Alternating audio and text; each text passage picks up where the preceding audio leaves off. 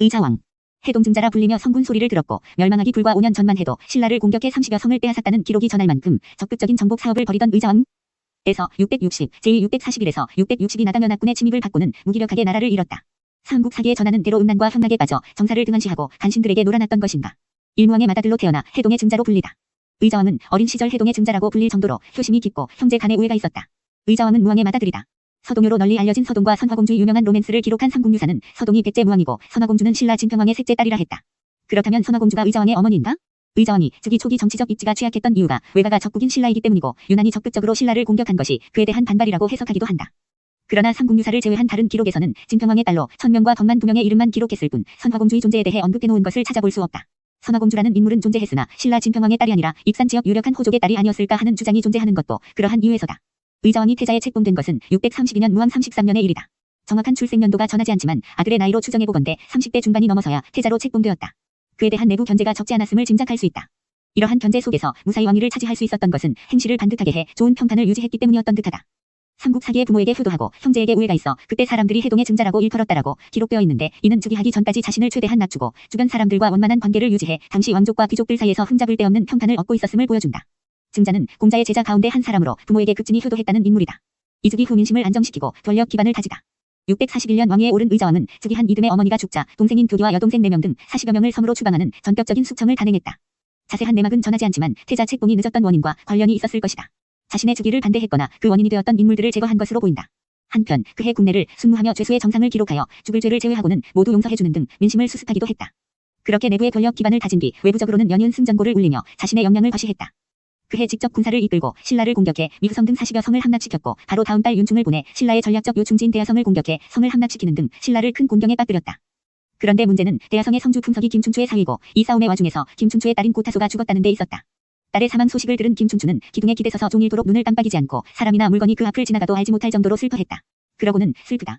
대장부가 되어 어찌 백제를 멸하지 못하려며 백제 멸망에 온 힘을 쏟기로 결심했다고 전한다. 그 뒤 김춘추는 고구려, 왜, 그리고 당나라를 직접 방문하며 목숨을 건 외교전을 벌인 끝에 결국 당나라와 군사연합을 맺는 데 성공한다. 비록 당이 김춘추의 설득에 신라와 군사연합을 맺었지만 이전까지 백제와의 관계도 나쁘지 않았다. 의자왕은 집권 초기 외교에도 탁월한 수완을 보였다. 즉위한 해부터 5년 동안 계속해서 당나라에 조공을 하며 관계를 다졌고 외와도 우호 관계를 유지했다. 또한 고구려와도 힘을 합쳐 신라를 군사적으로 압박했다. 제3년인 643년에는 고구려와 화친하여 신라의 당항성을 공격했다. 당항성은 신라와 당나라의 해로를 연결해주는 요충지였다. 당항성이 공격당하자 신라는 당나라에 사신을 보내 구원을 청했고 그것을 안 의자왕은 곧 군대를 철수시켰다. 그리고 이듬해 정월 당나라에 사신을 보내 관계가 벌어지지 않도록 하는 등 국제관계에 민첩하게 대응했다. 645년에는 당태종이 고구려를 정벌하려고 신라의 군사를 징벌한다는 말을 듣고 그 틈을 타 신라의 7성을 공격해 빼앗았으며 655년에는 고구려 말갈과 함께 신라의 30여 개 성을 쳐부수는 등 군사적인 능력도 탁월했다. 의자왕 집권 전반기 백제와 신라는 곳곳에서 치열한 적전을 벌였으나 전쟁의 주도권은 분명 백제에게 있었다. 삼집권 15년을 넘기면서 의자왕에게 무슨 일이 일어났던 것일까?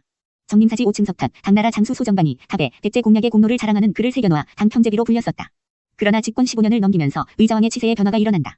그해 태자궁을 수리했는데 대단히 사치했다는 기록이 보이고 이듬해 왕이 군인들과 더불어 주색에 빠져 마음껏 즐기고 술을 마시기를 그치지 않았다는 기록도 찾아볼 수 있다. 또한 657년 의자왕 17년에는 왕이 아들 41명을 저편으로 임명하고 각기 시급을 내려주기도 했다. 이렇듯 의자왕의 치세가 흐트러진 이유에 대해서는 은고라는 여인이 의자왕의 마음과 함께 권력을 거머쥐면서 벌어진 전횡이라는 주장도 있고 권력 기반을 다진 의자왕이 외형적으로 안정된 왕권에 안심하여 긴장감이 풀어진 데에서 그 원인을 찾기도 한다. 한편 이 무렵의 기록들에서는 궁중의 흐나무가 사람처럼 울었다든가 우물물이 핏빛으로 변했다든가 하는 흉흉한 사건들이 연이어 일어나고 있는데 이를 그대로 믿을 수는 없다. 역사는 승자의 기록인 법, 신라에게는 백제가 멸망할 수밖에 없었던 이유들이 필요했고 특히나 백제 말의 역사는 그렇게 각색되었을 것이다. 그러나 의자왕의 왕권 강화에 귀족층들이 반발하고 이로 인해 백제 지배층이 흔들리고 있었다는 것은 분명해 보인다.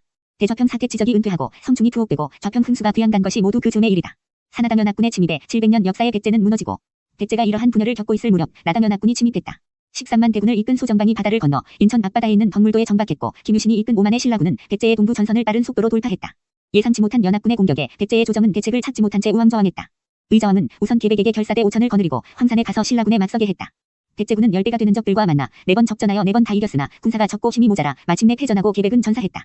이후 당나라 군사까지 사비성에 들이닥치자 왕은 태자와 함께 북쪽 변읍으로 달아났다. 이때 달아난 곳이 웅진성이었고 이곳은 선왕인 무왕 때 임시 수도로 쓰이기도 했던 전략적 요충지이다. 게다가 가까이 임존성이 있어 두 성이 서로 지원하며 적의 공격을 막아낼 수 있을 것이라 판단했던 듯하다. 실제로 임존성은 백제 멸망 후 부흥 세력들이 나당연합군에 맞서 3년간이나 지켜낸 성이기도 하다. 의자왕은 웅진성으로 들어가 지방군을 모으고 적들이 차지한 사비성을 되찾으려 했을 것이다. 그러나 웅진성으로 들어간 지 닷새 만에 특별히 적들이 공격한 흔적도 보이지 않는데 의자왕은 항복을 하고 만다. 그 닷새 동안 웅진성에서는 무슨 일이 있었던 것일까? 의자왕의 마지막 모습에 대한 새로운 단서. 2008년 의자왕의 마지막에 대한 단서를 주는 유물 하나가 발견되어 역사학계의 이목을 집중시켰다. 중국 북망산에서 예식진이라는 사람의 무덤과 묘기가 출토된 것이다. 그는 당나라 좌위 대장군에 오른 사람으로 백제 웅진 출신이라고 묘기에 기록되어 있었다. 그런데 할아버지 때부터 저평을 지냈던 백제의 귀족 출신으로 당나라의 대장군까지 오른 사람인데 우리 역사 어디에서도 그의 이름은 찾아볼 수 없었다. 역사학자들은 구당서 소정방 편에서 다시 그 이름을 찾아냈다. 그 대장 예식이 의자왕을 데려와서 항복했다. 여기서 예식은 예식진과 동일 인물로 추정된다. 그러니까 당나라의 항복한 주체가 의자왕이 아니라 예식이라는 말이다. 이 충격적인 사실은 신체호의 조선상고사에 전하는 백제 멸망 과정과도 이어진다. 웅진의 수성대장이 의자왕을 잡아 항복하라 하니 왕이 동맥을 끊었으나 끊기지 않아 당의 포로가 되어 묶여가니 이 두 기록은 의자왕이 스스로 당나라에게 항복했던 것이 아니라 믿었던 신하에게 배신당했음을 증언한다. 의자왕이 예식진이 지키고 있는 웅진성으로 들어왔는데 예식진이 의자왕을 배신하고 당에 항복했다는 말이다. 포로가 된 의자왕은 당의 소정방과 신라 무열왕에게 술잔을 올리는 굴욕을 겪은 뒤 태자 후 왕자 6년 및 대신과 장병 그리고 백성 1만 2천여 명과 함께 당나라로 압송되어 그곳에서 파란만장한 삶을 마감했다. 700년 역사의 백제는 이렇게 무너지고 의자왕은 망국의 주범이 되었다. 6~3천 궁녀를 거느린 호색한으로 낙인 찍힌 의자왕. 한 나라를 멸망에 이르게 한 왕에 대한 평가가 호의적이기는 어렵지만 의자왕은 유독 사치와 현락에 빠져 백제를 멸망으로 이끌었다는 비난을 한 몸에 받아왔다. 백제인의 시각에서 서술한 역사서가 전하지 않고 백제와 적대관계였던 신라의 흑수 통합된 뒤 신라인의 시각에서 전하는 적장의 모습이기에 부정적인 것은 어쩔 수 없다 하더라도 그 왜곡의 정도가 유난히 심했다. 의자왕 하면 많은 사람들이 삼천궁녀를 가장 먼저 떠올린다. 의자왕의 궁녀였던 3,000명의 여성들이 사비성이 함락되자 낙화암에 몰려가 뛰어내리는 장면이 마치 꽃잎이 흩날리는 것 같았다는 전설은 매우 인상적이다. 그러나 당시 사비성의 인구가 5만 명 정도로 추산되고 또 조선시대에도 궁녀의 수가 최대 600명 정도였다는 것으로 미루어 볼 때 사비성에 3,000명의 궁녀가 있었다는 건 믿기 어렵다. 또한 당시 기록 가운데 3,000궁녀에 대해 언급한 부분은 어디에서도 찾아볼 수 없다. 조선 중기 시인이었던 민재인이 백마강부라는 시에서 궁녀수 3,000이라는 말을 처음 찾을 수 있는데 이는 문인들이 문학적 상징어로 이해해야 한다. 이후 지금까지 대중가요의 3,000궁녀를 소재로 한 노래들이 수십 곡 불리면서 의자왕은 3,000명이나 되는 궁녀를 거느린 방탕한 왕으로 왜곡되었다.